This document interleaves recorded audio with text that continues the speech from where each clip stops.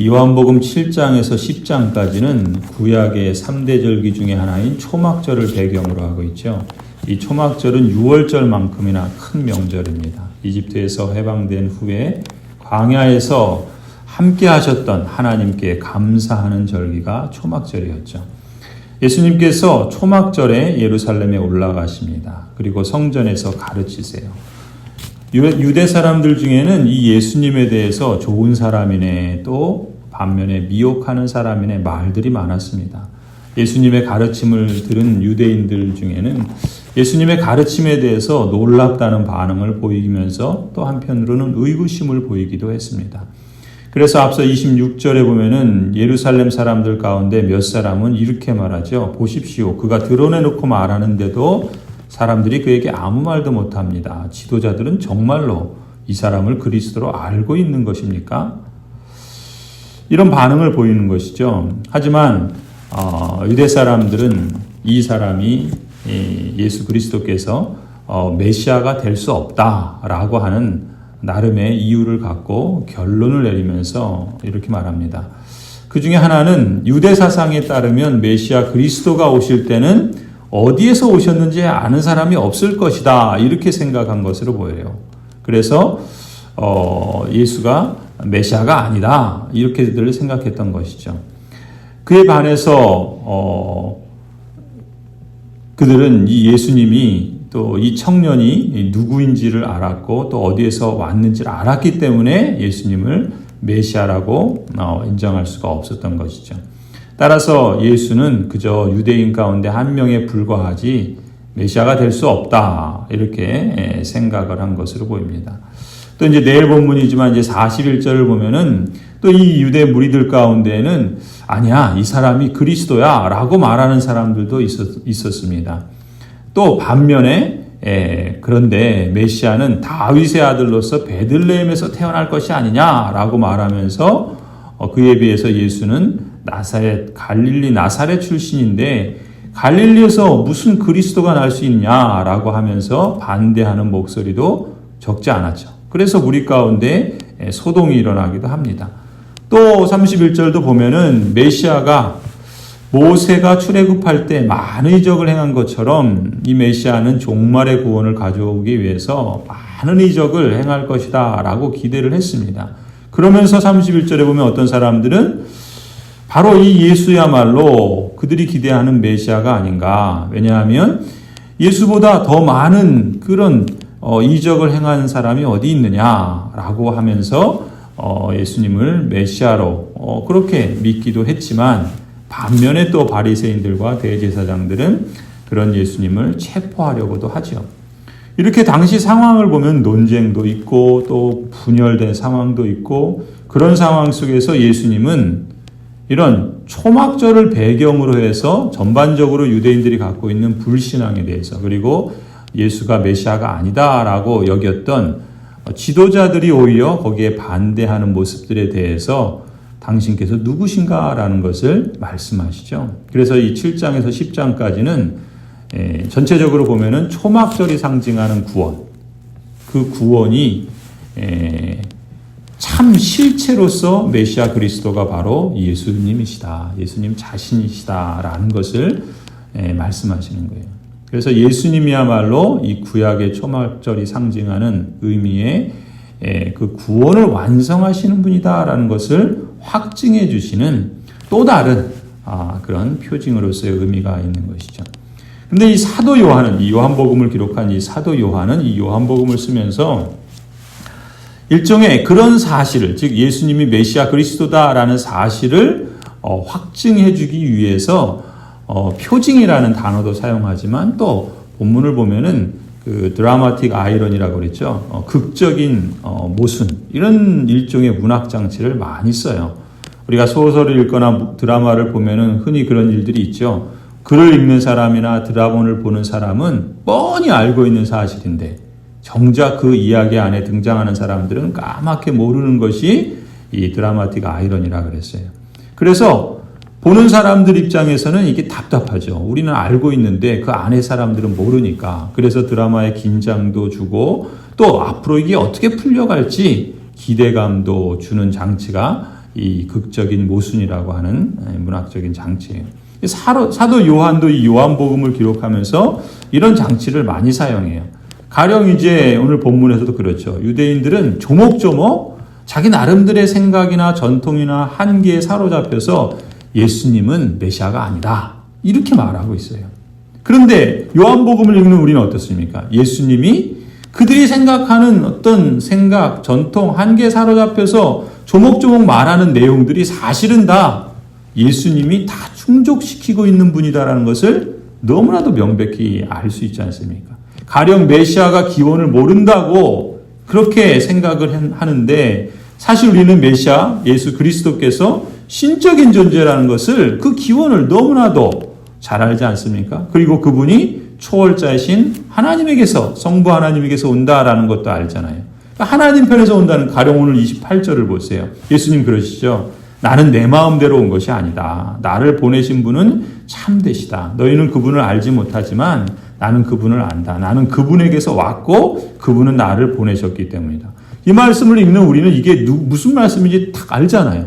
근데 정작 이 말씀을 예수님에게 직접 들은 당시의 유대인들은 도대체 무슨 소리를 하는지 들어도 듣지를 못하고 또 깨닫지 못했던 것이죠. 그래서 예수님들은 어떻게 합니까? 그런 말을 하는 예수님을 잡으려고 오히려 어리석은 행동을 하지요. 하지만 우리는 예수님이 진짜 성부 하나님께로부터 오신 분이라는 것을 알지 않습니까? 이게 아이러니예요. 사도 요한은 1장 1절부터 그렇게 시작했잖아요. 태초에 말씀이 계시고 이 말씀이 하나님과 함께 계셨는데 이 말씀이 곧 하나님이시다. 그분이 누구예요? 예수 그리스도다. 이렇게 선언하잖아요. 또 두 번째로 보면은 우리는 예수님이 다윗의 아들로 베들레헴 출신이라는 걸 알잖아요. 근데 지금 본문에서 뭐라 그래요? 유대인들은 예수님이 나사렛 출신이라고만 생각해요. 답답한 노릇이에요. 그 보면은. 또 예수님이 행한 기적들이 수도 없이 많을 뿐만 아니라 또 우리가 그 사도 요한이 말하는 것처럼 그 기적은 뭡니까? 기적 자체의 의미도 있지만 그 기적을 통해서 하나님의 나라가 무엇인지, 예수 그리스도가 누구신지, 구원이 어떤 것인지, 그 구원을 누가 가져다 주시는지 그것을 보여주는 표징이라고 그랬잖아요. 예수님께서 여러 개의 표징을 행하심으로써 예수님이 바로 그 메시아 그리스도다라는 것을 아주 친절하게 설명하여서 또 그것을 보여주시지 않습니까? 요즘 같으면 주일학교 애들도 뻔히 알 만한 것들을 오히려 종교 지도자들이 몰라요. 종교 지도자라고 자처하면서 눈뜬 장님이에요. 그런 노릇을 하고 있으니 이게 얼마나 답답합니까? 그게 바로 이 사도 요한이 보여주고 있는 아이러니고 모순이고 역설인 거죠. 그러니까 딱 그런 얘기예요. 우리가 요한복음 1장에서 뭐라 그럽니까? 참빛, 곧 세상에 와서 각 사람에게 비추는 빛이 있었는데 그가 이 세상에 계셨으며 세상은 그로 말미암아 지은 바 되었는데 세상은 어떻다 그래요? 그를 정작 알지 못해요. 그 메시아 그리스도가 그 참빛이 이 땅에 오셨는데 자기 땅에 오셨는데도 자기 백성이 영접하질 않아요. 하지만 뭐라 그럽니까? 영접하는 사람, 곧 그 이름을 믿는 사람들은 하나님의 자녀가 되는 권세를 주셨다 그러잖아요. 그 권세는 어떻게 나온 겁니까? 혈통으로나 육정으로나 사람의 뜻으로 나지 않고 오직 하나님께로부터 말미암은 사람들이다라고 이렇게 말씀하고 계시잖아요. 그러니까 메시아이신 예수님을 코앞에 두고 있으면서도 전혀 알아채지 못해요. 답답한 노릇이에요. 예수님이 기적을 행하는 것을 자기 눈으로 보면서도 메시아 그리스도인 걸 믿지를 못해요. 예수님이 그렇게 설교를 하셔도 전혀 알아듣지 못해요. 구약 성경을 통해서 안다고 하는데 메시아가 어떤 분인지 그렇게 많이 듣고 배우는데도 들어도 듣지 못하고 배워도 알지 못해요. 마치 하나님께서 이사야 선지자를 보낼 때 말씀하셨던 것처럼. 유대인들을 보면은 참 답답해요. 어떻게 저럴 수 있을까? 어떻게 저렇게 무지하고 고집불통일까? 나라면 벌써 알아채고 믿어도 수십 번은 믿었을 텐데 이런 답답함을 우리에게 주지요. 야, 사람이 이럴 수도 있구나. 이런 마음도 갖게 해요.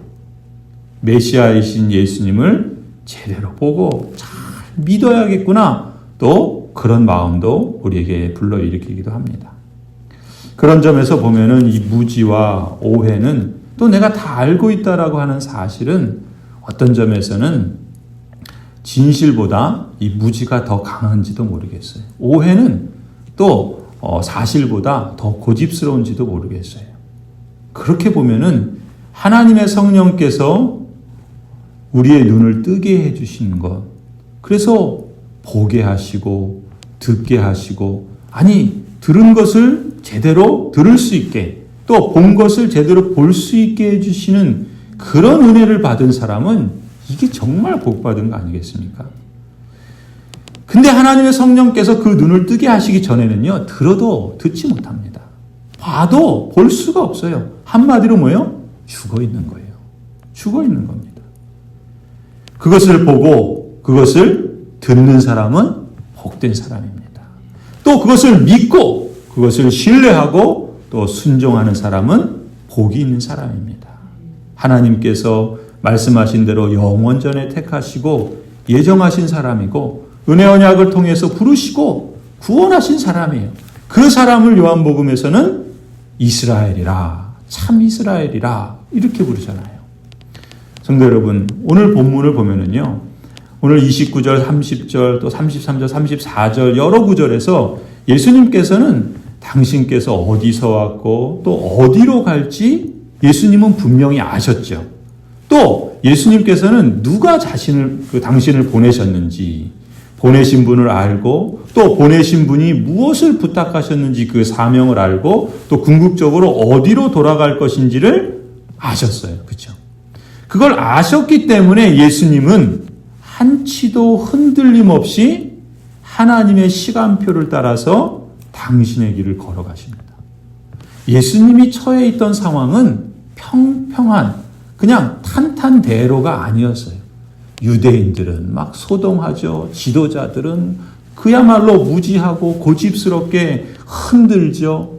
그런 길을 지금 걸어가고 계시는 거예요. 그런데 예수님은 당신이 어디서 왔고 어디로 갈지를 분명히 아셨던 거죠. 누가 보내셨고 보내신 분의 사명이 무엇인지 또 어디로 돌아갈 것인지를 분명히 아셨던 거예요. 그렇기 때문에 거기에 집중하면서 한 걸음 한 걸음 하나님의 시간표를 따라서 길을 가셨다라는 것을 우리가 주목해야 되겠습니다. 왜요? 성령 하나님의 역사로 눈을 뜬 우리도 그리스도인으로서 이제 내가 누구인지 영적인 정체성을 알고 있지 않습니까? 또 나를 보내신 분이 예수 그리스도시고 또 그분이 내게 부탁하신 사명이 무엇인지 알잖아요. 그리고 내가 돌아갈 곳이 어디인지를 알잖아요. 그리고 우리가 그것을 소망하고 있지 않습니까?